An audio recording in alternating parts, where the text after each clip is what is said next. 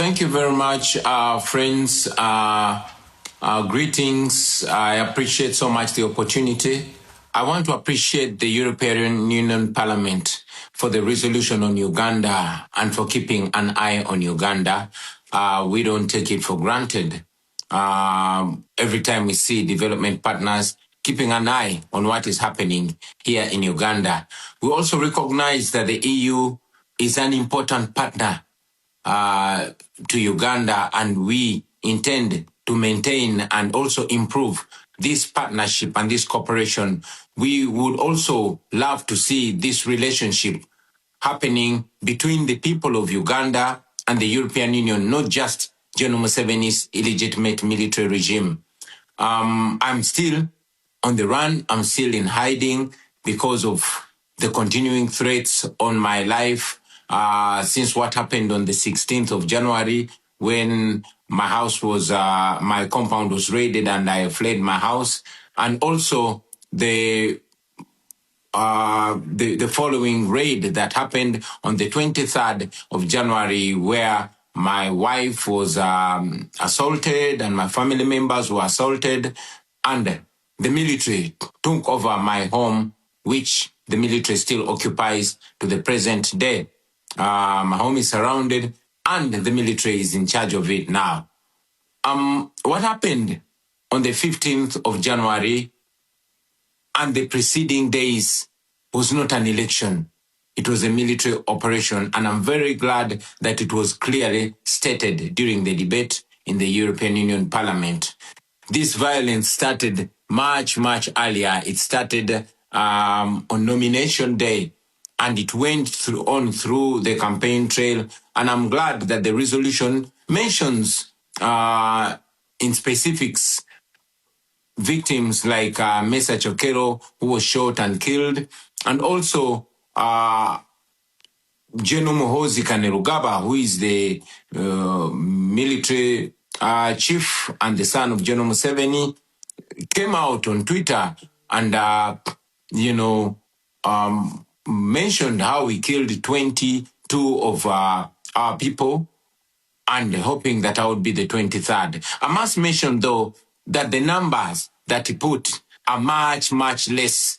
Maybe he mentioned or he meant those that he killed personally. Otherwise, the numbers that we have of the victims, of the people that have been killed, are much more than 22. Many civil society organizations were closed down, especially those that are in the area of governance. It was mentioned, and I want to reiterate it again, that the internet was shut down 3 days before the election. Media houses were ordered not to relay the results that were happening and all that was going on ground on the polling stations, to ensure that there's a clear disconnect between what was happening in the polling stations and what was being relayed by the Electoral Commission. I'm very glad that Dr. Sarah Birete is with us today.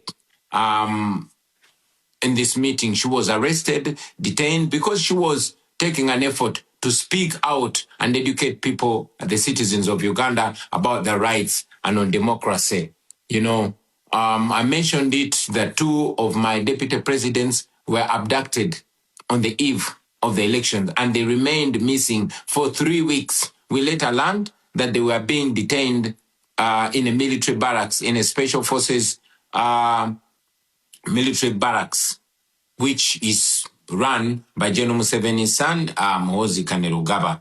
Most of our coordinators were arrested, were picked and detained. Some are still in detention, while some were dropped off. These also included officials from our election management committee. So what Mr. Byabakama, the chairperson of the Electoral Commission, relayed was actually completely different from what happened on the grounds. The law requires that there must be, coordination in the tallying of the results. That did not happen. The candidates were not given copies of declaration of result forms, and the Electoral Commission simply declared numbers that it did not justify where they were coming from. As we speak, we are still demanding that the Electoral Commission uploads the declaration forms so that the nation can be able to follow in transparency, so we can be able to compare the evidence that we have, the declaration of result forms that we have, to what was paraded by the Electoral Commission. But up to now, they have not uploaded the results on the internet like it's supposed to be. Somebody may ask, why then didn't we go to court? But we've mentioned it again that institutions in Uganda have all been destroyed, and including the judiciary. The manner of appointment of the Chief Justice recently is evidence to that. The Chief Justice was sworn in General Museveni's farm. So that and many other reasons cause us not to have trust in the judiciary in Uganda, and many times the regime, General Museveni or his son, have actually been guiding publicly and sometimes privately, determining how the judiciary does its work. So we found no redress whatsoever in the Ugandan judiciary, and that's why we did not go to court. We have presented some asks, which I want to reiterate here. We've asked for targeted sanctions that target particular individuals and regime officials that have, excelled in gross human rights violations. We believe that will curb their appetite in abusing, human rights, in undermining democracy, and to ensure that there's accountability for their crimes against humanity. Because I know we have other speakers on the platform, I want to appreciate you for the opportunity and to further call for more interest and for more attention to the people of Uganda. We really appreciate the attention, but we still request the international community to keep an eye on Uganda, to keep an eye on what is going on here in our country. I thank you for God and my country.